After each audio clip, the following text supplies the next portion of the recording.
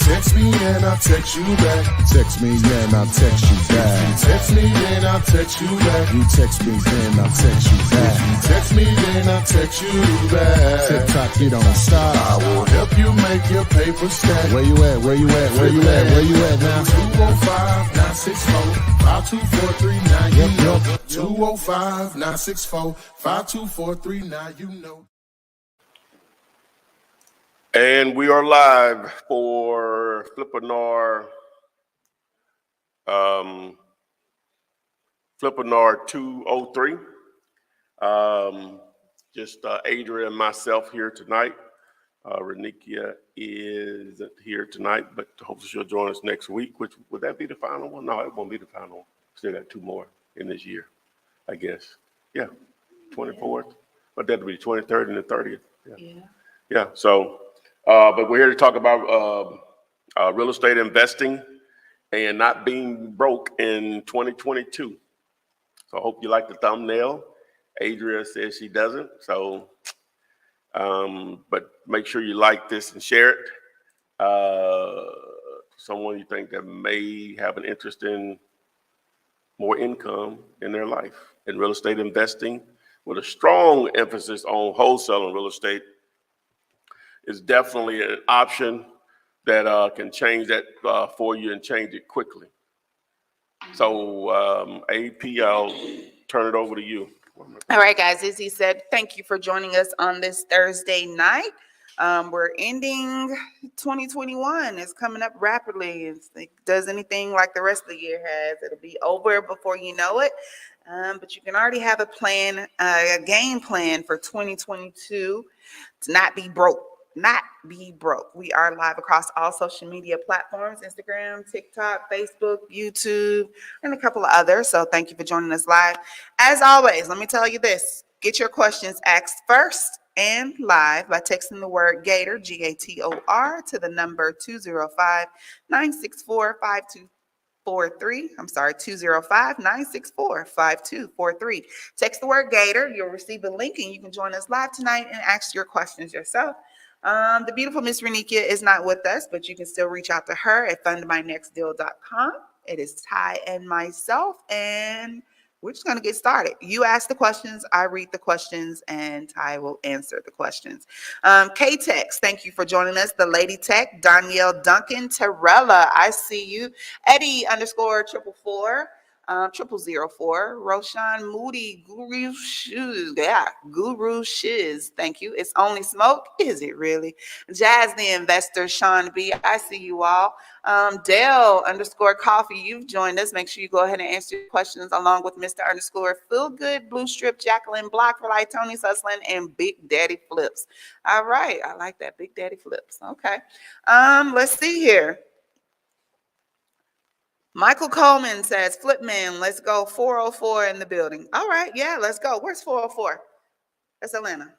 Yeah, that's Atlanta. Ooh, I shouldn't even ask that, y'all. I'm sorry. I knew that one. Yes, Lady Tech, I'm glad you made the live. Make sure you go ahead and tag a friend. They still have plenty of time to join where they can ask questions. Ty, you got any information or any new videos you would like for them to watch? There's currently no questions in any of the chats.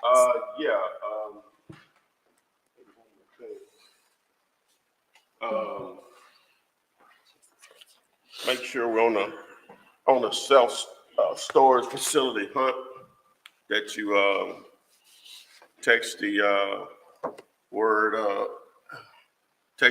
units to the number here 205-964-5243, and that video will explain how we could partner on self storage properties. So do that ASAP. All right, that was for storage units.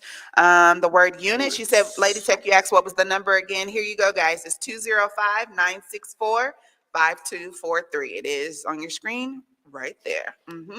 Monica, what's up? Restore it, don't junk it. Ooh, I like that. Says, here we go, folks. Let's get to work. Haitian Cadet, thank you. And Reginald Thomas says, yes, I need more income in 2022. Yes, we all do. Okay, let's jump. He responded to the text, didn't he? Yes, he did. Yeah. Okay, Ooh, here we go. GWW underscore the underscore old school underscore Newt. Okay, Kappa. Wants to know, what software do you use to do comps? Well, if you text the text the letters ARB to the number 205-964-5243. In that video, I show you what I use, which is PropStream. Plus, it not only in that video, I train you on how to comp using it, but if you want an overall understanding on how we use it, then text the word time to 205-964-5243. And you can set up a time where we'll actually train you on how to use it for free. But you have to have been signed up through dealulator.com. All right, hopefully you have that dealulator.com. You can go to dealulator.com to get that GWW. Okay, South Park Gator, who's from Houston, Texas. Shalom. Thank you for joining us. Khalil, what would you advise to do with your first wholesale profit? What should I do with it to scale? Well, you want to definitely put some marketing methods into place. If you already have those, you want to compound those efforts that help you produce that first deal, depending on, I guess, how you found the first deal. But mainly, you're going to obviously put money back into the business to throw fire on generating leads. So once you do that first deal, it's on at that point. Now you should have a war chest to, again, start to scale, throw fire on your lead generation machine. So that's where the business starts and stops. How effective are you at generating daily leads, period? All right, Ms. Deborah McGee, thank you for joining us. She says, what's the haps? Oh, okay. Let's go here. Losa 12894 says, good evening, Flipman and fam. What are your thoughts about mobile homes to wholesale? And I appreciate all the content. Okay. What do I think about mobile homes as a wholesale opportunity? Well, mobile homes can be wholesaled, assuming that you have land as a mobile homes can be wholesaled if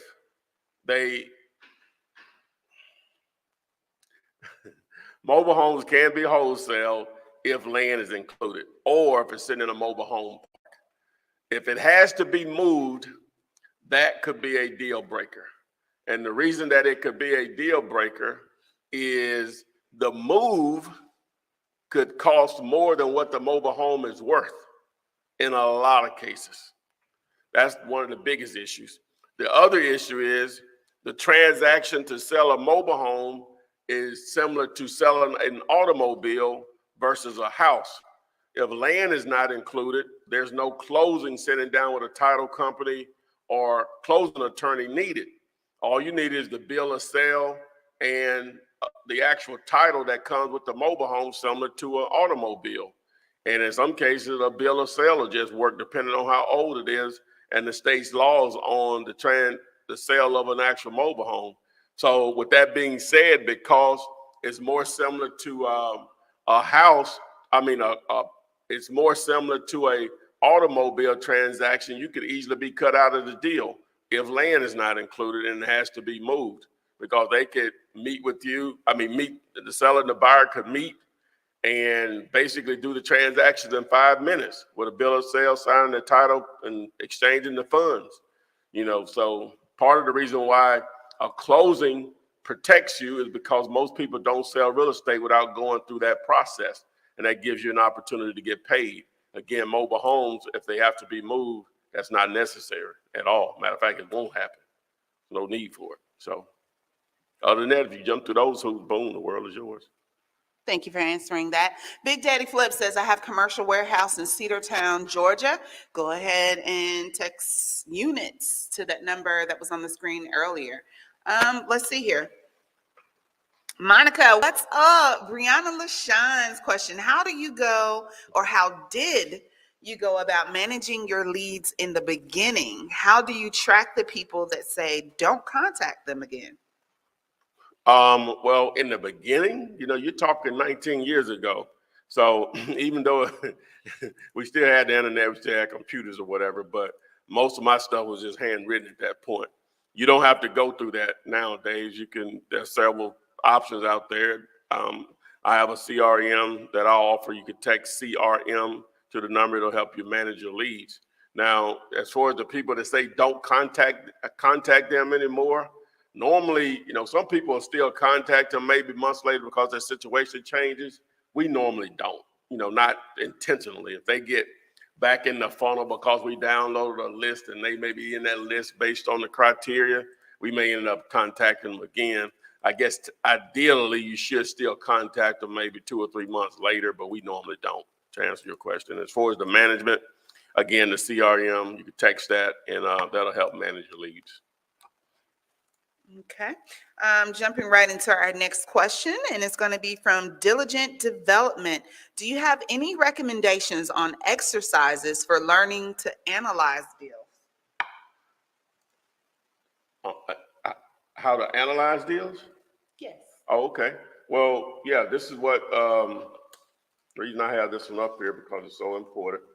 This video here, GD, that video, what's a good deal?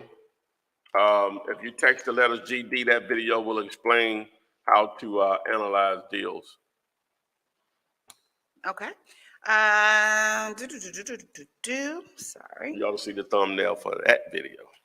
Oh, Well, you've seen it. You just didn't know that's what it's for. You've seen it. I got you. I Yeah. have to go back and look now, see if I can figure out which one it is. Okay. Laverne Anthony says, so I got concerned. So I've been doing wholesaling for 8 months and can't seem to find motivated sellers. What do you suggest I do? Well, Laverne, I would love to know, what are you doing to generate leads? What have you done over those 8 months to generate leads consistently? I would need to know the answer to that question first before I could possibly troubleshoot what you have going on. Okay. I think I saw a video in regards to this question this week. But the question from investor Mike, and I like that. Let me read what his profile says. Haters, having anger towards everyone reaching success. That would be a hater, Mike. I do like that.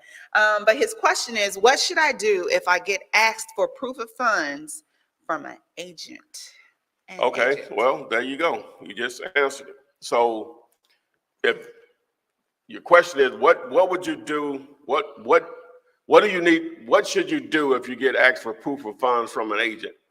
They're all going to ask you that, Mike. You're either going to have the proof of funds or you're not. But that's one of the reasons why I recommend newbies don't deal with agents, because they're going to ask for proof of funds. They're going to want $1,000 in earnest money in most cases. Now, deals can be done with agents, but in most cases, most people can't jump through the hoops that's going to be required to deal with them.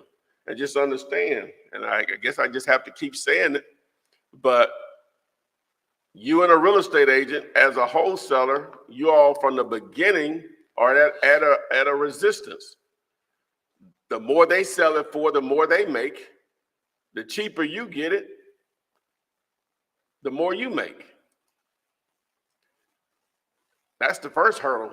Forget about the the earnest money deposit or the proof of funds they want. Just from the jump, they're going to be hating on your offer, is a better way of putting it. Would you agree with that, agent? An agent is going to be hating on your offer because that's less money in their pocket. Yeah, because they're going to see it that way. That's the only way they're going to see it. Yeah.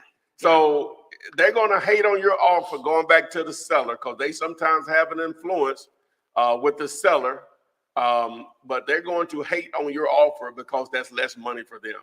I don't know if I can say it a better way. That's the main reason why I discourage, especially newbies, don't target those. I know when you hear about this, the first thing we all want to do with anything we hear about, we want to go to the internet and see what we can find. I get it. And so what you're going to find is properties listed by real estate agents, because that's a great place to market properties for sale. But again, from the beginning, you all are at an automatic resistance, because they're going to hate on your offer because it's less money for them. All right. Thank you for answering that question.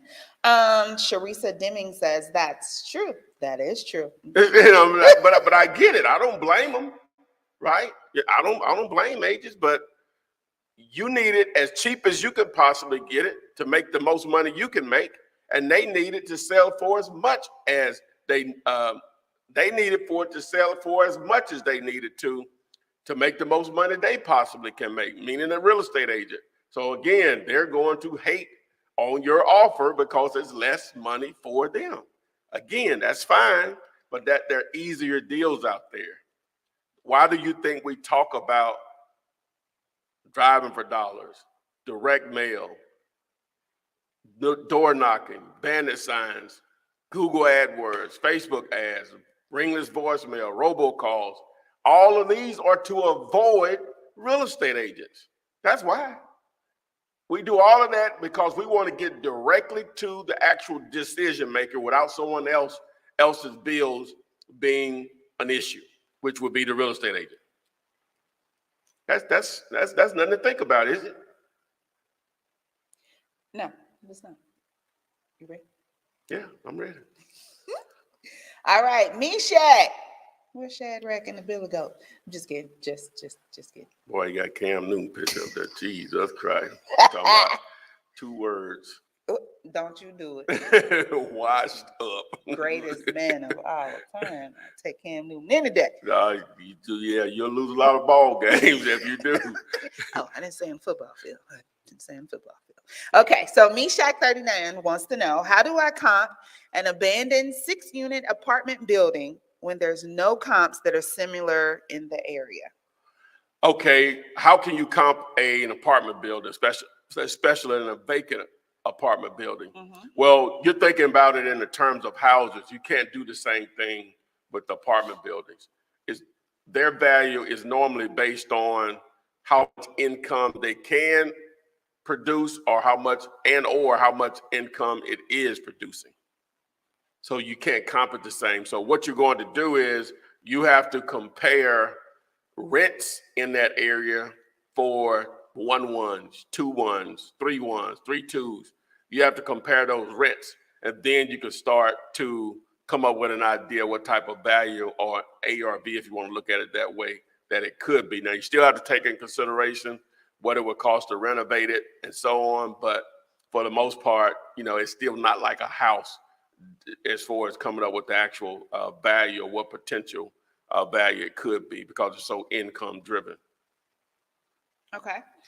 Meshach, hopefully that answered that question for you there. Now, that was about the apartment building. Sharisa wants to know how to comp properties when there are no reno comps, just cash comps in the area. Okay.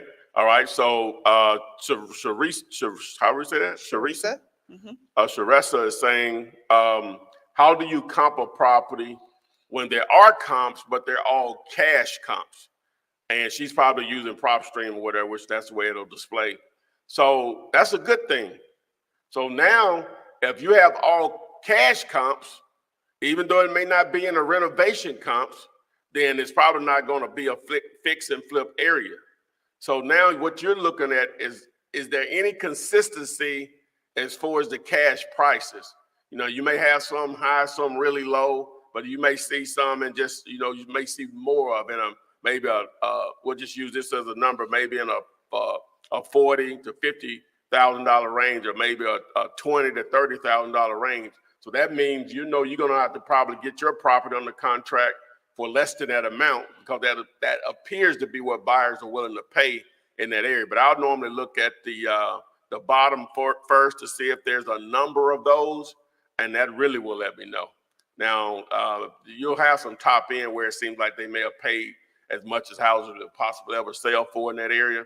But you're just trying to look for as many prices within a certain range close to each other to come up with something that you probably need to put on the contract for less than that amount. Okay, so that's a good thing. Yeah. See, you just want activity. That's the main thing. You want the more activity in an area, the more likely you're going to be able to move it fast. The more sales, I mean, when I say the activity, I'm referring to sales. So the more sales, the more comps in a particular area, probably the faster you're going to be able to have a buyer for it, a cash buyer for it. Okay. Khalil the King wants to know, do you wholesale digitally in different states, and would you advise that strategy? So maybe virtual. Well, yeah, that's what he's saying. Do wholesale virtually. Yeah, we're at it every day. Trying to get better at it. Trying to put more organization, because it takes a little bit more organizational skill, especially with the number of people that send us deals on a daily basis. So that's the main thing. What? Oh, yeah. Yeah. You just become a shoe head. Not really. Not really. I mean, It's more, not really. I ain't seen them. Yeah. Yeah. They know. Yeah, barely. I hadn't worn about 2 or 3 times. What size you were? 11. I think I would know. I can wear them. Okay. GWW _ the old school noob wants to know, do you use a management company for the properties that you keep or that you would keep? Would you use a management company? No, knowing me, which I don't have any. I don't want any residential properties. But yeah, I would need that. I'm too soft. Somebody give me a sob story, I'm believing it. That's all right. He got me because I ain't with it. Yes, yeah, so I would need that layer in between me and properties. I can't pay this month, Mr. Ty. Okay, I'll come back next month. I can't pay this month either. You know, my mama, she's sick. Good, you don't give me that check. Next month you got on card. You pull that on Ty. West Coast. Okay, can you turn the volume up? So tell anyone else having, what is this, TikTok? They say the volume low. Okay. Yeah, that was just one person. No one else has said anything about it because West Coast says he can't hear. Okay, so while you're working on that, Dodoza from 134th wants to know, is New York City, particularly the Brooklyn area, a good place to start wholesaling? Most definitely. Okay. Yes. Cool. Yeah, Khalil said he would have to get a management company too, because he said they say me too. You soft too? You soft? You gonna let people pull one on you? Okay. Yeah. Sean Woods, who's local, says, what's going on, Flip? I'm trying to comp a house in the Centerpoint area, and it has a garage. How much should I take off on the ARV with the comp that doesn't have a garage? You wouldn't take anything off? No, you wouldn't reduce. You would increase. Yeah, it's an added feature. 5-10 grand, maybe. I'm over there probably 5,000. Okay. So if we're gonna add 5 grand for a garage, because we're using an ARV from a property that's living space is the same size, what other features would you up on? Because I know a pool doesn't add value, because that's a preference. Well, it really doesn't add value, but I have a comp and rule sheet, and you can just text 101 to that, or you just text ARV. Just text ARV, and that video will explain all of that. Okay, cool. But I get that from Jamil. I just did my graphic version of it. Got it from Jamil, so just to make sure I reference my boy. Now we're going back to Laverne. Laverne was the one who said she's been in for about 8 months and hasn't really had anything going. And you actually would like to know what she's been doing. So she says, to answer your question, I have pulled numerous lists from PropStream. I also have placed ads on Facebook and driven for dollars. Okay, so when you say you pulled numerous lists from PropStream, so what did you do with those lists? And then the Facebook ads thing, I can just tell you off the top, that's a challenge. There's definitely a method to the madness on that. Took me several $1,000s and still didn't figure it out. Someone reached out to me to help me figure it out, so I had to pay them, but it's a work in progress. It could be a little challenging. Okay. Let's see here. What's up, Tiffany from Lexington, Kentucky? You're in the building. Thank you for joining us live. Hey guys, make sure you are hitting the like, subscribe, Turn your notifications buttons on so you are aware anytime any new content is uploaded, and follow Ask Flipman across all social media platforms. And don't forget, you can get your questions asked first and live if you text the word Gator to the number 205-964-5243. Gerlano, what's up? Okay, so Jakari says he really appreciates your contents, and he was wondering, when you pay the EMD to the seller, does the buyer pay the EMD at closing, or does it come out of my profit? Okay, so Jacory is asking about the earnest money deposit. So you're going to have two instances where it's used. Okay, between you and the seller, and between you and the buyer. So between you and the seller, you're actually submitting earnest money, but you're not giving it to the seller. A third party should hold that, such as a title company or a closing attorney. Now, on the buyer side of it, same thing. You know, they're not going to give it to you. And sometimes they will, but normally they're going to allow a third party to hold that also, which is a title company, a closing attorney. So it's not, didn't come out of your money, you know, because the buyer's putting that up. You know, that's part of your money, and the seller, whatever you put up, where there's $10, $100, $500, whatever the number is, you know, you get that money back also. Okay. I really like Brianna's question here. So I think sometimes you speak of understanding your market. She wants to know, what are the best ways to understand your market? So how do you learn what works in your market, your area, what's good, what's bad? Is it more just a trial and error thing, or what? Some of it now, like things like bandit signs, the simple thing you can do to see if what works in your market as far as marketing is with bandit sign, that's a visual that you can see. So a lot of times people won't get outside of their comfort zone and get into some areas where bandit signs may actually stay up. They'll get caught up in the, well, I wouldn't live there. I don't want to invest in there, which that's fine. But if you want to use that as a form of marketing, sometimes that may be something you might have to, you know, travel into different parts of your city or your market. All right. Now, the other thing is going to be trial and error, you know, as far as text messaging, cold calling, direct mail, you know, all the normal other methods. You're just going to be some trial and error on it. So, but normally most of that stuff works. You know, people are people. You know, the culture will be, or the local, what's the word I'm looking for? Climate, or what? What's like the way people are. What That would be the climate. Yeah. Yeah. Yeah. So you have to just sort of feel that out. But again, some of it is actual trial. There's no question about that. But Okay. it's worth it. SRT_Cody says he wants you to know that he's watching your course, Ty. He's watching it. Boom. That's SRT Cody. Big Daddy Flips has a recommendation for all you newbies. He says use bandit signs and put boots on the ground. I would have to say, concur. All right. So Chantel says, after we have the ARV, do you perform due diligence next as far as judgments, liens, demo, courts, etc., after you get it under the contract with the seller? Okay, so after we have the ARV, do you perform due diligence next after, as far as judgments, liens? Well, that's what that's what a title company is for. Now you can see some of that depending on the tool you're using. I know PropStream, Dealulator PropStream, it has, you know, a feature there to pull some of that information. It just click of a button, mortgage and transaction history, and then it has a liens. It may have a liens tab there if something exists right now, but it's nothing that you'll research. You'll leave that up to a title company, and that's just part of the transaction. You say you do the perform due diligence. So some of the other due diligence, obviously, in most cases, you want to see the property, whether it's you or someone on your team or someone you hire, or whatever the situation. That's part of your due diligence.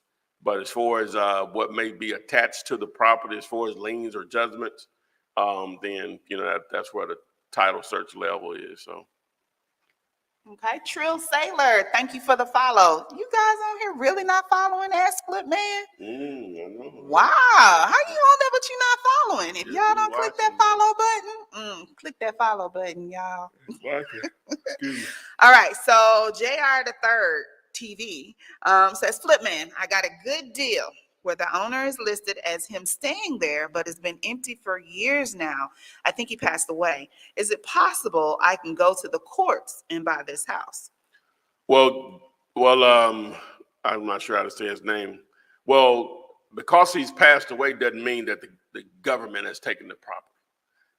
He may have had a will, or his heirs have did what they needed to do through the probate process to get ownership. So the first thing I would do is go ask the neighbors. That would be the first thing. Then you can use this website called intellus.com to look up possible relatives and reach out to them. So those are the things I would do to try to reach out to them. But, the government, I don't know unless you've already looked it up and it shows that they own it or whatever, but that wouldn't be the avenue I would take if that's not what the actual records say who the owner is. All right, DJ Lovex.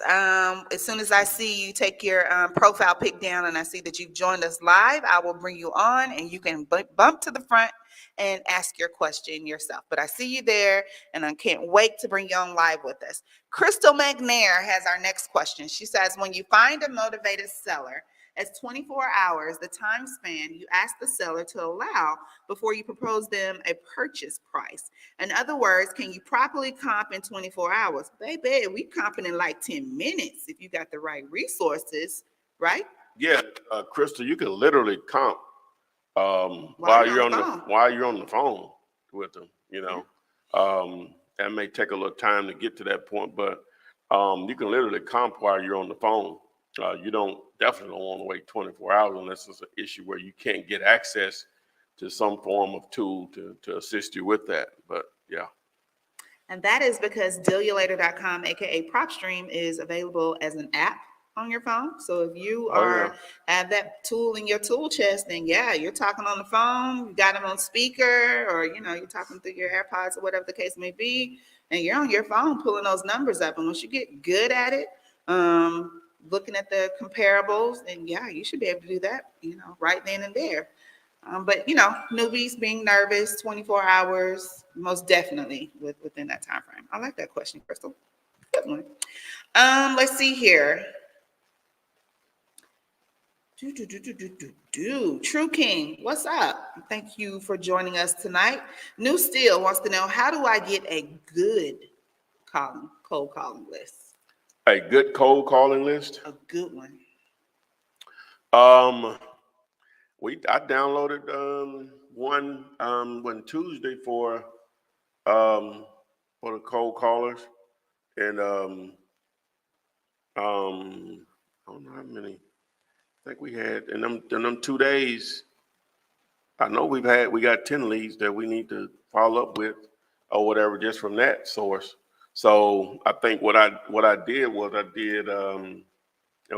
if you text the word text to the 205-964-5243, that video will explain how I normally build a list or whatever. That's assuming if you have PropStream.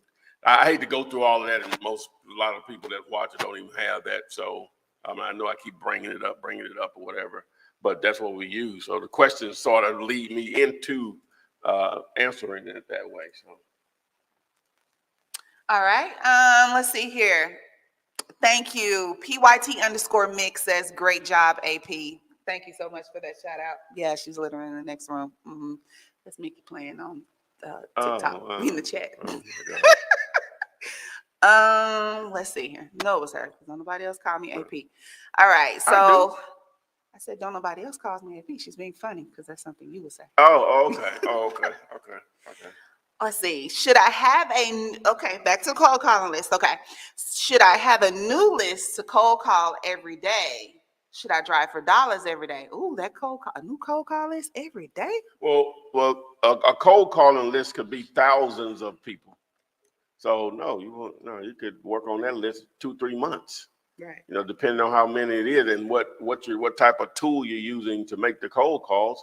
If you're just picking up your smartphone to make calls, it may take you a month to go through 1,000, and that's if you're doing it every day, all day. 8 hours a day. Well, that may take that long. Because you got to literally dial a number, and you know. But if you're using a dialer, you can go through 1,000 in a day like it's nothing. So if you're interested in a dialer, that one of the dialers that we use, just text me dialer and I'll send it over to you. That's not a sign. It's becoming a more of a common question. So It's coming soon. Keyword coming soon. Dialer. All right. And for those that don't know what you mean by dialer, Yeah, it's a automated calling system. an automatic dialer, and what it will do. And I had a TikTok I posted earlier today about it. But what it does is that it dials the number. It's basically like a management system that's a phone dialer that will dial like 4 numbers at a time.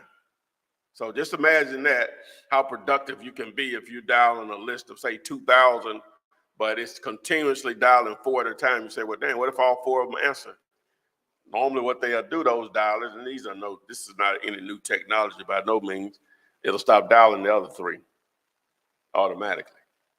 And then all the information on that seller just pops up on the screen. So now you can just have a legitimate conversation with them about that property. So another good tool to have. Ooh. Okay. Yeah. Okay. That's batch dialer, but text me and I'll send you the link to it. Okay, so DJ, you just not gonna join us live, huh? But you did post your question. Yeah. You what? No, go ahead. Yeah, he put a question in the private chat. I see it. So he says, I've been wholesaling for quite a while with 1 deal under my belt, but I'm having issues building up lists and getting consistency. What's the most effective way to gain leads to build volume? Well, they said to gain lead to build volume. So what did he say about his list? What was wrong with it? He just says he's having issues building up lists and getting consistency. What are you doing to build your list? I would need to know that. Okay.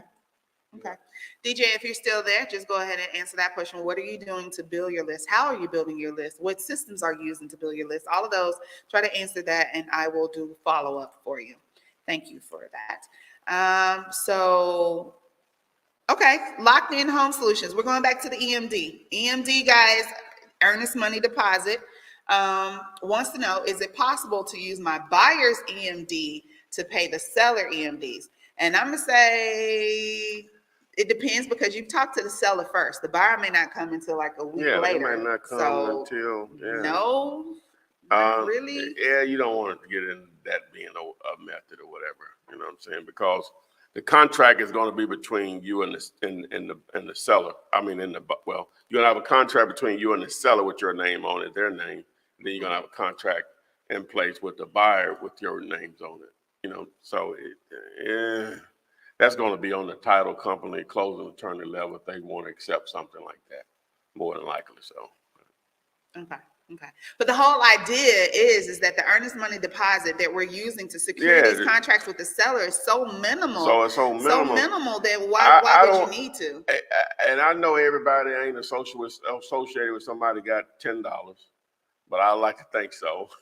Or somebody that has $100, but I like to think so. You can ask. You don't know nobody that got $100 that they can let you borrow and you give them back $300 or $500. Yeah. Now you can't guarantee it. At minimum, you're gonna get your money back. Yeah, your $100. Yeah, if I do something to work it off. You know what I'm saying? Yeah. Whatever. But yeah, so that's why. But see, he's probably talking about dealing with real estate agents again, $1,000, $2,000, or whatever. That's why. Okay. And we get it. So on your screen there, for those, I know on TikTok, Instagram, you can't see it. To find deals faster using text messaging, text the word text, TEXT, to the number 205-964-5243. But Brianna's question is a little different. She wants to know, is that the same system that you use to text them when you're reaching out to them and saying, hey, there's a video coming up, or we're about to go live, or? No. It's this service called Community. The website is community.com. Mm-hmm. And that's what I use. The reason that you see the 205-964-5243 number and why I just pound it. Well, they call that branding, number one, and marketing. But you can have all of these so-called followers or subscribers but it's not like YouTube, Instagram, TikTok really let you reach all of them. You know, especially with the content that I put out. Number one, the way I go about things, the algorithms are not going to be that favorably, right? Because a lot of it's based on the initial message, and maybe we don't do a good job of it, but the initial message that you send out for the title, just speaking in terms of YouTube, and the thumbnail, and that's part of the reason why you've seen the thumbnail sort of change here recently. I don't know if it's working or not or whatever, but we're just doing something a little different. So we have no control over that. So with community, once you text me and the different, so basically it's like this with the internet, and it started with email. So in order for you to give me, it used to be when give me your email address, I need to give you something of value, right? Right. Same thing with these phone numbers. So that's why when you normally text me, I'm trying to give you more than what I'm getting back, right? I'm just asking for your phone number so I can reach out to you whenever we do go live, whenever I do post a new video, and then sometimes I may even offer you something to partner with you, or as some of you know, the courses that I offer. So it's a combination of things. So now I have more control over the content that goes out, or when it goes out, and how many people it reach. Not that it still reaches everybody, but it's going to reach a higher percentage than it does on YouTube and TikTok and Instagram in most cases, because it's you really just have it now. It just becomes how creative you are, and again, what type of value can be offered. You know, so. Okay. But to answer a question, though, it's different than Batch shop. mhm. Okay. So Model Chick Toya wants to know, to get off to a reasonable start, Prop Stream, aka Dealulator, and Batch Dollar, text the flip, are the programs we need. She wants to know, are there any other essential systems? And I know you're going to say, like, this hasn't existed when you know, this hasn't always existed, and you can do it without. She said Batch Dollar or Batch Leads. Which one she said? Okay, same company. All right, so yeah, if you can afford though, that's basically going to. So I don't even know what Batch Dollar starts off at. I think I'm gonna say 150 maybe a month, something like that, in that range. They're gonna give you a discount on the initial sign up, and then the Prop Stream 100. So to build a list, to cold call. If you did a list of about 2,000 to skip trace that list, that'll cost you, I don't know, maybe 20,000, maybe about 250. So all in about $500 to start. Now you'll be able to work on that list for quite a while, right? With the dollar, because you want to go through it probably about 7 times before you exalt a minimum of that, before you exalt that list. So roughly you can get started for about 500, and then to maintain it for about 250. But assuming that took you 3 months, you'll be all in at about $1,000, right? And to do your first deal, but that first deal may be $12,000 Or 50. or 50 or 5,000. It could be that, but it's going to be rare that after your first deal you're not in the black. Okay. It's not very many businesses you could start where after your first transaction, you're in the black. And I'm talking about in life-changing potential money in the black. You know, not 5,000 gonna change people's lives, but it definitely, like, it could. You can see a real light at the end of the tunnel. Oh, dang, what if I do that again and again and again and again? And again. That makes sense. Yeah. Okay, hopefully that answered your question, Model Chick Toya. Going to Pistol Pete. How many offers should you be making daily to get your first deal completed? So maybe not offers, because I don't think you're making that many offers daily. Well, no. He's right. That's a good question. He's right on. Yeah, offers. Wow. Okay. If you could literally be talking about price with a seller, if you could do at least one offer a day based on a 30-day month, you should be. Now, just talking to someone is not the same thing as talking price and negotiations, right? But if Okay, we're just saying like you pull the ARV and this is how much I'm willing to offer you for your home. You're talking just an offer. you talking to someone about buying their property and they're willing to sell it.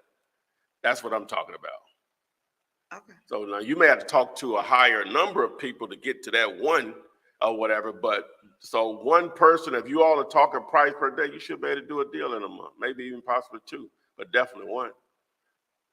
But now you may have to be talking to 6 or 7 people to get to that one that's actually talking about selling. So you're saying an accepted offer?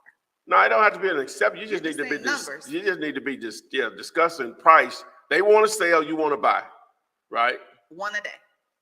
At least one, but off market. Let me put another layer on it. Needs to be off market. You can go on the internet all day. About 20 people Yeah, you can. I can pull up 30 in 20 seconds here. I'm talking about off market, not stuff you just pull up on the internet and they got it for sale. I'm talking about off market. Okay. You're welcome, Scott Brown. He says, thanks, Flipman, for the info. I'm just going to say you're welcome. Mm-hmm. Okay, so Daniel Ratcliffe says, I got $500 driving for dollar leads. Is that enough to get started cold calling? I use Deal Machine's free trial. I'm going to say, heck yeah. 500. Yeah, 500. That's definitely a start for sure. Yeah. For sure. Okay. Cool. That's a good start. Get started. Mm-hmm. Get started, Daniel. I'm going to always side on action, assuming you know what you're doing now. Mm-hmm. Okay. Let's see here. Tiffany Brown, when doing a JV deal, when the agreement is signed, is it wise to make sure we have the title company to submit JV contract to make sure assignment fees are paid or divided accordingly? I'm sorry. What you say now? So when doing a JV deal, when the agreement is signed, is it wise to make sure we have the title company to submit the JV contract to make sure the assignment fees are paid, divided accordingly? You're getting the title company in a little too soon. I mean. Yeah. If you have a JV deal, I'm assuming she's just saying that they just either she has the seller, they have the seller, but they haven't either one of them produced a buyer, depending on what side of it is.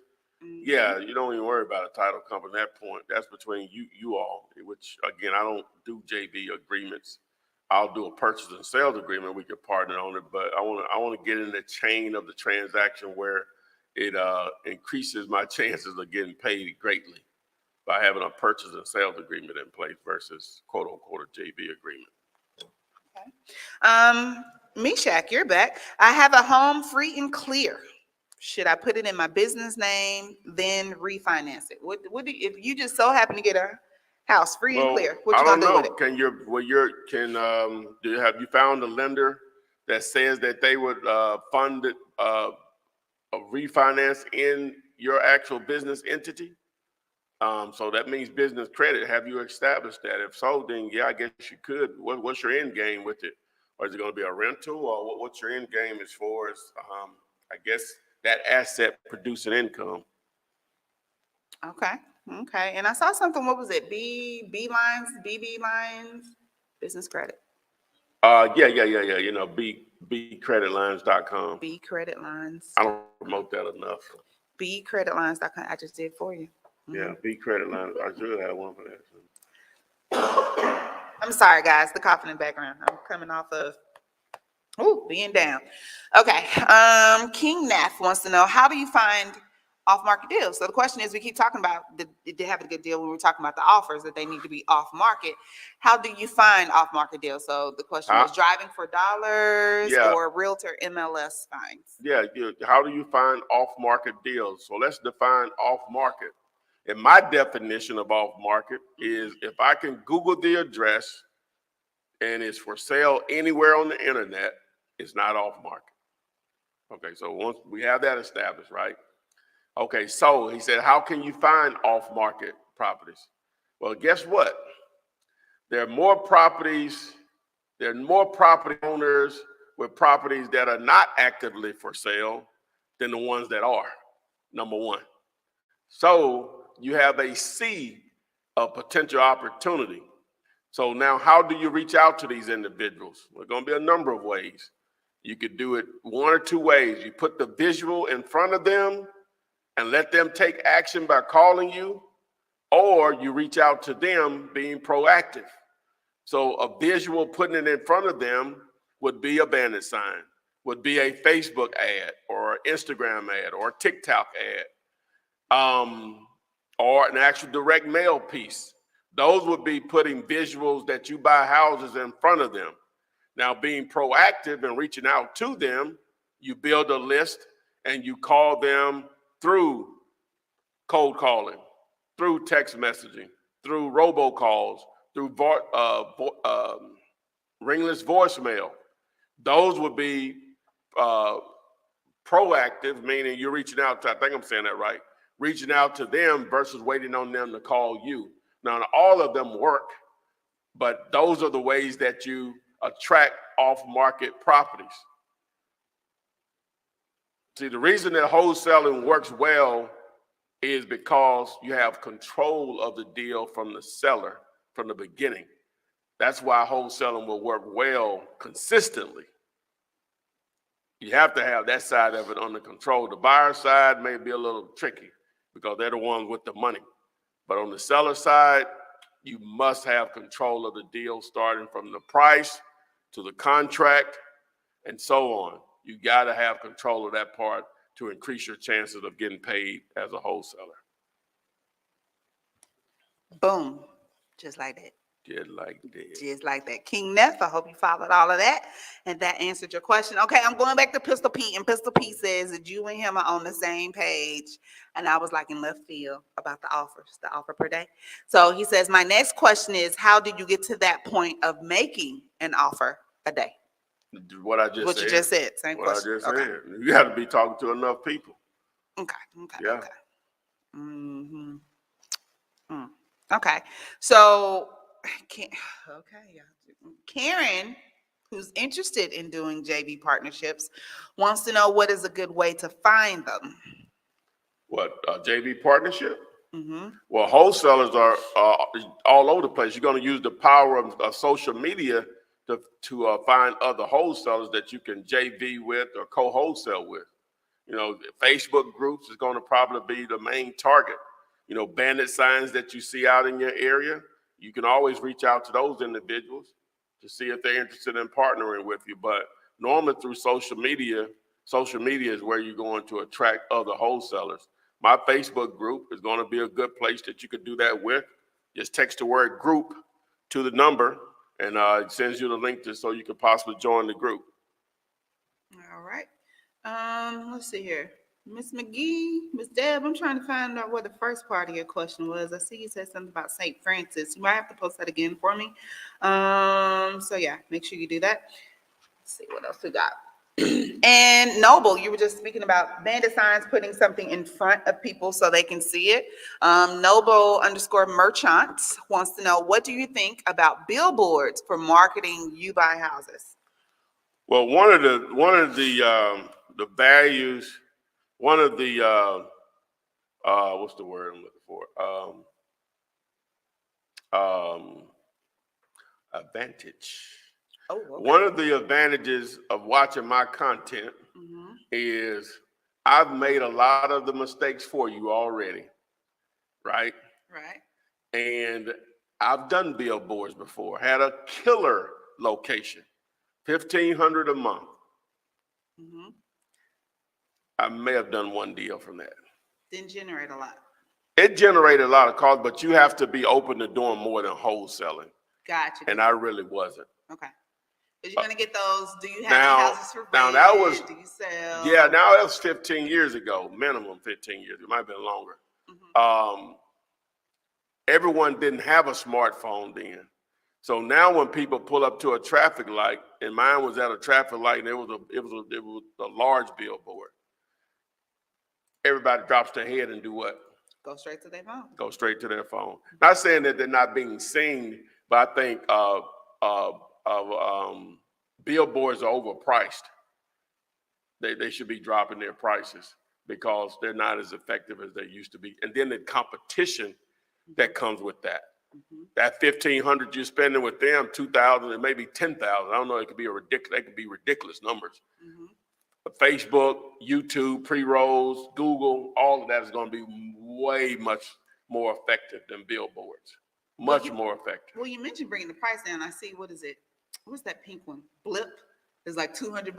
You pay $200 and you run it like a week or something. Now it depends on where it is. Depends on where it is and what type of billboard. You know, they got the ones that the digital and all that stuff. Yeah, the digital for like 5 seconds. That's it. So now you up there with 100 other people. Yeah. How many people you gonna reach then? Yeah. So they're not as effective as they used to be. Not saying that they're not still, but it's just better options out there. Okay. I heard Gary Vee say something earlier. I was watching today, and it was related to that. I wish I could requote what he said, but it was related to some people just stuck on that. They don't want to just the older method of generating leads. They don't want to evolve from. Not saying that him by no means, but they don't want to evolve to what's actually really working for the same amount of money. That's what I eyeballs at, man. You know what I'm saying? Yeah, because I would even say. People don't even do it that much anymore, but the push notifications, people maybe a couple of years ago would be like, hey, you pull up to the mall and then all of a sudden you got this random text message that says, hey, Victoria's Secrets has a sale going on right now, you want to come through? And it's like, because you have I don't see that. Well, I didn't sign up for a lot of stuff like that. I know, but you don't see it that much anymore. Well, but that was like great because it's like, because people probably get just so many notifications on the phone, it's just not as effective anymore. You have to do something different. You know what I'm saying? So. And it could also be that a lot of people start getting hip and opting out. Before, people didn't understand how easy it was to opt out of stuff, and you just signed up for everything. I think it was just because you were connected to the Bluetooth, it was going to automatically do that, or whatever. So that's most definitely what it was. And Wi-Fi wasn't readily available then. Everybody has. I mean, not Wi-Fi. People weren't paying to have as much data as they have on their phones now. You capped out at maybe 2Gs, 3Gs, and you were done. Yeah. Versus the unlimited. So when you went to these public places, I think you did join their Wi-Fi so you could have it. So once you did that, it was fair game. So yeah, I guess so. That makes sense. I was asking Ty. Okay, this is from Miss McGee, Deborah McGee. I was asking Ty about East Point, St. Francis, Georgia area, up and coming off-market property. Family connected. Is he interested in discussing it? Yeah, of course. We can look at the numbers for sure. Most definitely. Yes, ma'am. What you'll do is just text me on the number, on the details on it or whatever. Ideally, you want to partner with me, you can just text 5050, but she has a specific property she wants to discuss. So yeah. While I'm thinking about it, yeah. Units again, boom. Boom, boom, boom. Ms. Dolores, I do not see that question. I've scrolled all the way back up. Repost to my top. So post it again so I can make sure I read that. And I'm just going to say, if it's something that's already been answered, it could be a good reason why I overlooked it. We do sometimes answer the questions and I'll just reroute you back. But go ahead and post that again from Ms. Dolores. So let's see here. Tao, how does someone make commission off from finding pre-foreclosure homes or in general in real estate? I don't know. When you say make commissions off finding pre-foreclosures, that's not hard to do. Normally it's going to be informational services out there that'll produce that for you. Now, if you can actually get that seller to be willing to sell, then there's a possibility. Just be aware that there's a lot of competition at pre-foreclosures.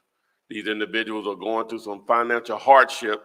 So normally if they're not paying that bill, Adria, they're not paying a lot of their bills. They're not paying some credit card bills. So they're getting calls from them. They're getting calls from that lender that on the mortgage that they're not paying. Getting calls probably from student loans if they exist. Getting calls from who else will call you? Department, well, that's credit card. The power company ain't gonna call you. They're just gonna show you. The water company too. Yeah, they ain't calling. We're calling who? Oh, we just show you. Like, we'll make you come down here. We're gonna do something. But they'll just show you. We're not gonna harass you. Oh, I didn't told you once, so I don't get that next month. I'm cutting you off. I ain't gonna tell you Mhm. tomorrow. Off. Lights out. Let's see here. Dante, I'm gonna read this. I'm not really understanding it. Tell you how to figure this out. Is it okay to go to lead's home? Oh, to go to your lead's home. Oh, okay. You getting gator. Is it okay to go to the lead's home when you're unable to get them on the phone or if they haven't responded to your mail? Don't do that. AKA door knocking. Yes. Yes, that's Gator. I got the big one out. I got big boy out today. Oh, Hey, boy. so yeah, that's Gator, man. If you're gonna go door knocking, that's Gator. That separates. Now, it ain't it's probably not the most efficient way of doing it because how time consuming it can be versus the number of people you can reach in other methods. But it's going to be so unique that may be the trade-off because most other people are not going to do that. So if you got that much Gator about you, hey, you could move forward faster probably to a deal than most if you were willing to go door knocking. All right. All right, Entrepreneur Rick. What's up, Dallas? Rick is in the building. We've talked to him a couple of times. Thank you for joining us. I see you.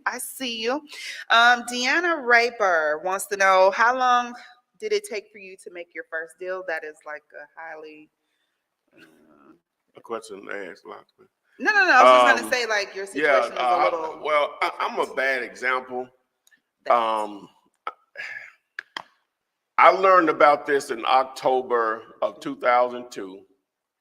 I didn't actually look into it until late December. I'm getting the short version. Okay. I didn't look into it until late December. I bought a course in January of 2003. It took me about 3 weeks to go through it all because it included more than wholesaling. It was about lease options, wholesaling, subject to, fix and flip. He had a for sale by owner section in there, I think. And I think even a marketing section. So I went from knowing nothing about real estate to probably knowing most people more, being introduced to more about it than most people know about it for real estate investing. I bought some signs like the first week, I picked them up. Some signs the first week of February in 2003. I was closing my first deal March 4th, March 5th of 2003. So from the point that I actually did something, it was 30 days or less. Again, that's not going to be everybody's experience. The very first 2 phone calls I received were deals. One of them was a lease option opportunity, and the other one was a wholesale deal. The lease option opportunity blew up in my face, and the wholesale deal I made, we closed that, and I made my first $2,500. Not a lot of money, but it's a lot of money. It was enough to let you know it was real. It let me know it was real, just like that was $2.5 million because it let me know it was real. Okay. And let's see here. Dana is in Greensboro, North Carolina, 300,000 population. A good place to start. Most definitely. Good place to start. Yes. Dolores, thank you. You reposted a Well, question. what was the name? What was the city? Greensboro. South Carolina or North? North. Okay. Greensboro, Metro, Greensboro, bigger than that, I bet. But go ahead. See, you got to do that Metro, man. You just can't go by the population because they just going by the city limits, right? See, Metro Greensboro is 757,000. Oh, she got a lot of meat. Oh yeah, so that's doubling up. Oh yeah, you good. Okay, Dolores, thank you for posting the question again. I did see this, and I know I did read, but I'm gonna read it out. Okay, so she knows a very, very motivated seller who wants cash for their home, but in order to pay cash for her new home, she does not want to sell or finance. And I really don't want to take out a loan from my bank. Any suggestions? She is 90 and says she is too old to take out a mortgage. So a motivated seller who wants to sell their home for cash so they can use that cash to buy their new home. Excuse me. What are options? Well, Dolores, just because they want to sell doesn't mean they're motivated. The price is going to determine if they're motivated or not, if they're a motivated seller. In this situation, which you didn't give us any numbers, it doesn't sound like she's motivated. Don't take out a loan from your bank if it's not a great deal. I don't suggest doing that, period, starting out, even if you have those resources to do that. But what are the numbers? What's the ARV? What's the price? What's the condition? And we can tell you if it's an opportunity or not. It still may be an opportunity, but it sounds like you may have already ran the numbers, and it's not. Don't ever fall in love with a property that you might think it's a deal or you want it to be a deal. Either the numbers work or they don't. Okay, gotcha. Dexter, hey, that's Dexter Perkins. He's saying hello, everyone. He's in the house. Thank you. You're welcome, Dana. Tal, no, you do not need a broker's license. Okay, well, let me rerun that back. The question was, do you need a broker's license? Do you need a broker's license or a real estate license? No, you don't. Now, 3 states say you do. Illinois, Kansas, Oklahoma, and I think still the city of Philadelphia, PA, requires you to have a wholesaler's license, but it's more like a business license. Those 3 states require you to go through the actual real estate broker or real estate agent's exam to be licensed and pass, of course. Now, there is a method to the madness to get around that because real estate agents buy services all the time, right? Real estate agents pay someone to design and print their business cards. So real estate agents pay someone to design and print their signs that go in the yards and wherever else. Real estate agents pay for what? Name some other services. Radio advertisements. Radio advertisements. Those little books that you get at the gas station to show all the properties that are for sale. They still do that? Yes, Crimson Homes is the name of the one. Okay. That's exclusive. Yeah, so they pay for advertisement for Facebook, for Google, for Business YouTube. Cards. You have to say business cards. Yeah. But guess what they also pay for? Websites. Okay. So what I would do is find a struggling broker, right? I say this all the time. I'll say it again tonight. Find a struggling broker or real estate agent, partner with them, and each time that you all find a property that's put under contract under their license, their name, say that you're going to make $24,000 on a deal, right? You'll register a website each time you put a house under contract. You'll go register the domain name. For you all that don't know, that's the website name. And what that means is you'll register 1840 2nd Street North.com, right? Go to free website builders like Weebly or Wix and post photos, videos of that property. When you all close on that $24,000 assignment fee, you sell them the website for $12,000 if you all are 50-50 or whatever you all have agreed upon. If I was in one of those states, because people are running from what they think the law is preventing them from wholesaling, I would be killing it. If I was a broker or agent in there, I would be having Saturday classes training wholesalers. And so they can all filter their deals through me, and I could use my license to work with them and get a percentage of it. I wouldn't even be doing 50%. I'll probably just want 40%. I'll let them keep most of it. Just because they made that law, you have to look, because long the people that make these laws and amendments or whatever, they really don't understand the business, right? And that's a loophole because agents have to buy services to run their business. Nothing is illegal nothing is illegal about what I just explained. Someone to challenge me on it. Prove it. Don't do that. Don't do that. Focus one. What is it? What sounds like fraud about it? What's fraudulent about that? That's just something good. I'm trying to figure out. Yeah, please. What? Angela Mitchell, I agree. That is impressive. You got to think outside the box. Outside the box. Outside of the box. Fraud is not outside. Outside the box is not fraud. Thinking of something before somebody else thinks People of it. Yeah. people run around the tax code all the time. Is that fraud? No, they know how to use the laws that are in place to make it work for them, where they pay less to zero to no taxes. Loopholes. Loopholes. They're there for a reason. For those that take the time to figure them out, using to their advantage. Yes. Yeah. Mm-hmm. The ones that never do nothing, guess what they say? Fraud, scam, Illegal. Yeah. Same thing they say about wholesaling. The same thing they say about wholesaling. Same thing they say about wholesaling. Yeah. Okay. Shannon Shabia, I am sure you have a previous video. I'm new to the family. Well, welcome to the family. You get to come to the cookout. Welcome, Shannon. Advice for someone starting out with becoming a wholesaler. I live in Cincinnati. Well, Shannon, you're in the right place, baby girl. I give it all away. It's up to you at this point just to put the time in to take advantage of these gifts. But that's 13 years of me spilling my guts about this business. Over 700 videos. Not saying you got to watch out all of them, not even close.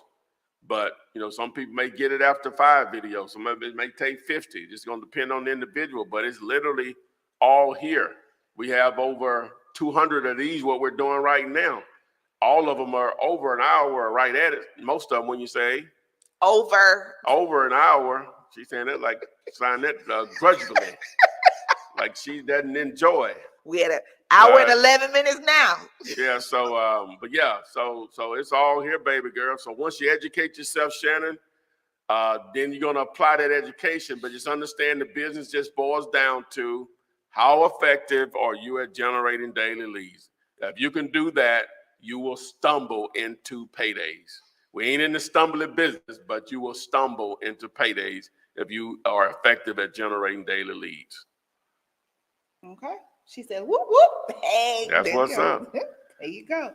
DB, I agree. To get in this business, you literally have to reset your brain from all of the, for all of this new information. You have to change how you've been thinking about real estate. Well, just period. Just generate income, period. Yeah. Yeah. Well, that's what entrepreneurship is. You're thinking of other ways to create income. The old school way is go get a job, work for 40 years, retire. That's it. Ain't nothing wrong with that. Absolutely nothing. If that's what's good for you. Ain't nothing wrong with that. If you're happy. At the end of the day, whatever you're doing, if you're doing it and you're happy, oh, you've won. You are a success story. Mm-hmm. Now, because you could be making a ton of money and just your life is terrible, but making money is easy for you for whatever reason. But the rest of your life could be a mess, so, and then you may be barely making your ends meet, but you're going home to your family, whatever your situation is, and happy every day you go into that door, you've won.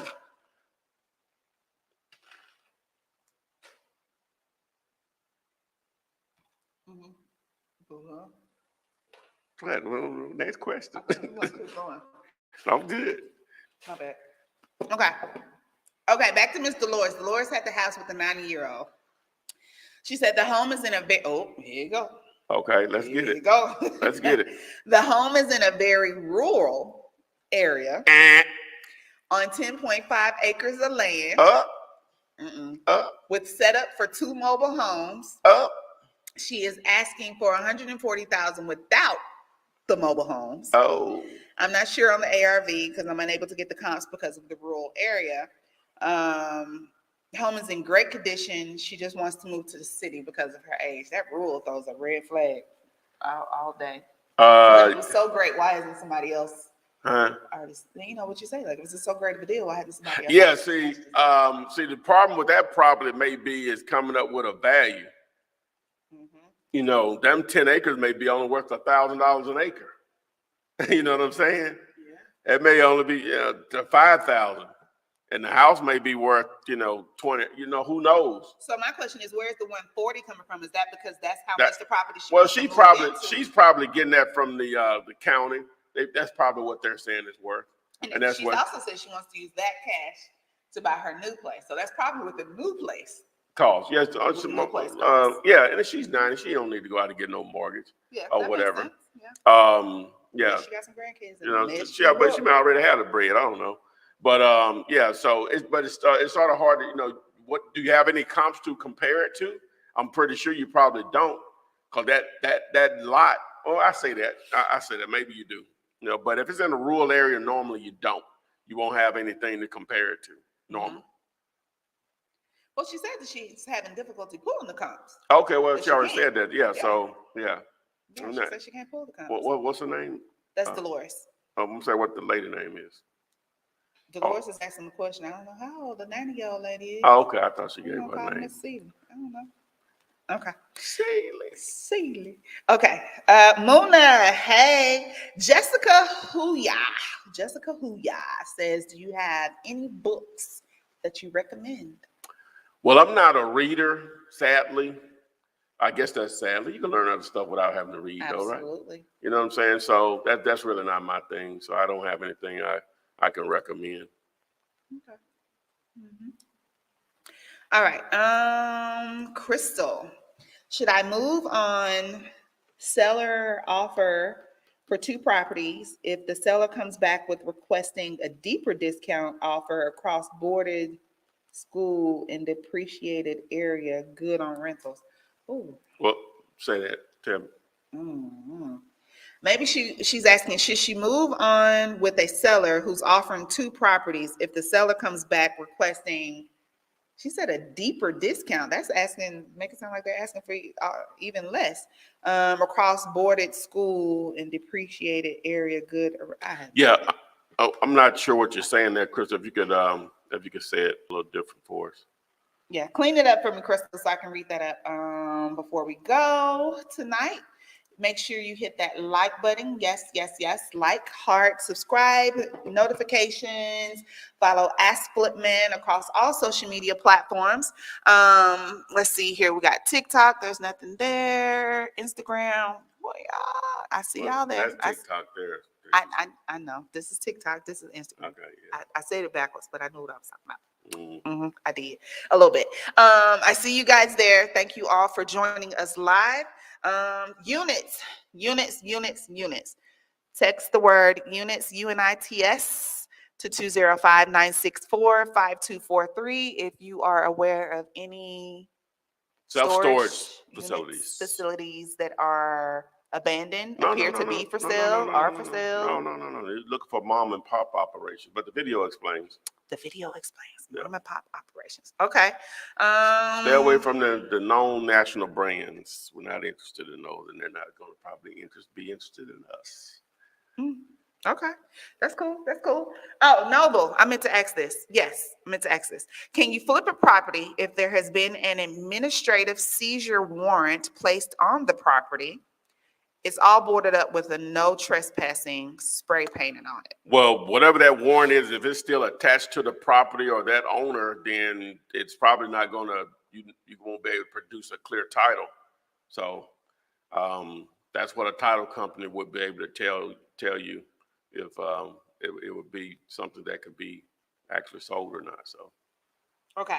2 things I want you to answer before we close out, and we're about to close out. What are the signs of an unmotivated seller? Not a motivated seller. Unmotivated seller. You mentioned it earlier. What are the signs of an unmotivated seller? Yeah. A lot of people are like, oh, I got a deal. And you're like, it don't sound like you got a motivated seller. You think you do, but you don't. So what's an unmotivated seller? The main thing is that they're going to give you a price that doesn't work. That's the main thing. But they'll say things like, unless I can get, I'm going to get it appraised for.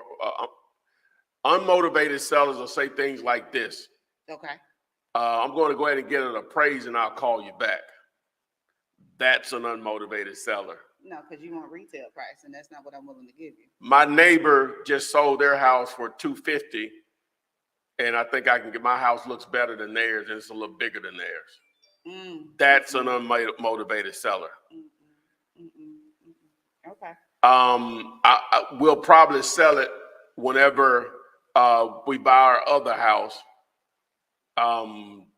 That's not always. Sometimes they'll still sell at a price that works, but normally, they ain't really got to You sell ain't it. hard up for cash. They You ain't hard buy up for the no house money. before you even sell the Yeah, other yeah. one. You can actually buy another house before you Before sell you get that. rid of the other one. You know what I'm Nah, saying? you don't That's need an unmotivated seller. Nah, I'm good. Whenever we finish fixing this, whenever we finish doing the renovations on it, we'll be ready to sell. Oh, That's an reasonable. unmotivated seller. So they Okay, got fine. money to spend. To We update. told you we'll buy it as is, Mhm. and you still gonna fix it up. So they not looking for that discount that we're going to be offering them. So Okay. that's an unmotivated seller. So it ain't hard. It's not hard to determine that you're dealing with a non-motivated seller. It normally starts with price, but sometimes I got you one. may not even get to price before you know that they're not motivated to sell. I got one. Mhm. Maybe not necessarily that they're unmotivated, but a red flag, if we could. Yeah. I need $2,000 deposit. Asking for earnest money deposits That's of ridiculous. more than $100, definitely more than $500, are unmotivated sellers in most cases. Or another wholesaler. Or another wholesaler may ask you that, but I'm talking about dealing directly with the owner. Yeah. Yeah. Because that's Okay. And the last one. Hey guys, dealyoulater.com. Dealyoulater.com. It is a paid subscription service, but you do get 5 free days if you go and you sign up. It is a wonderful tool to have in your wholesaling real estate tool chest. And if you sign up for it, only if you sign up through dealyoulater.com, you can then text the word time, TIME, it's right there, to 205-964-5243 and get at least a 30-minute walkthrough session on how to use it. There's a video, there's some tutorials there. It comes in the form of an app, which means you can use it on your phone. We talked earlier, and we was talking about doing the ARVs immediately while you're on the phone. You can do that at dealyoulater.com. You also get access to that one-page contract, and you also get the Deal You Later calculator. I see that. He would bite me, wouldn't he? If I did that on alligator head, wouldn't he? You wouldn't even be that close to alligator head. I slapped that. You was okay. Well, you know what? We can head on down to Florida real quick. Florida Keys. All you gotta do is just walk outside and weather some water. This how bad these jokers are. These are still cut you. And he dead. He dead. Teeth falling out the mouth. Then you knock one of the teeth out. Hey, them still a lacerate you. Hey, somebody can take you out of here with these right here. With the dead alligator. Oh my God. Listen, I was on the peach. Go ahead. Dealyoulater.com. Dealyoulater.com. But we're the last question, because I said we had to. The last question was 2022. I'm using dealyoulater.com, aka PropStream. What are the 5 things I need to do with dealyoulater.com? The 5 things you need to do with Deal You Later? Yep. You can research properties to see who the owners are. Okay. You can look at transaction history to see if what they possibly paid for, what they possibly owe on it. Okay. All right. You can use it to build cash buyers list in a couple of different ways, actually targeting the property in that particular zip code. Okay. My favorite is using the flipper option, where you can actually deal with real estate agents that are dealing directly with fixing flippers. You can build lists for vacant houses. You can build lists for divorce, free and clear, high equity, bankruptcy, tax liens, senior properties, tired landlords. Okay. Do I must go on? No, that was at least You can 5. actually skip trace in there. Oh. Do a lot. So if you text the word time, we'll train you as long as you sign up through dealyoulater.com. All right. Please share if you have found this Thursday night live session useful. Hit the like, subscribe button. Ty's been doing lives during the week, during the day, but Lord willing, we will be here next Thursday. If you are aware of any storage units that are for sale, make sure you text the word units to the number on your screen. All the other numbers, all the other text phrases: vacant, probate, cash, group, skip, close, CRM, script, text, DC, 50/50, buyers, RC, contract, ARV, time, and units. Text that to that number. What else you got? Oh, that's it. So I appreciate everyone that showed up tonight. Make sure check out all the content, trying to add value. So as we always like to say, guys, we'll see you on the flip side. Text me and I'll text you back. Text me, and I'll text you back. Text me, then I'll text you back. You text me, then I'll text you back. Text me, then I'll text you back. TikTok, you don't stop. I will help you make your paper stack. Where you at? Where you at? Where you at? Where you at now? 205-964-5244.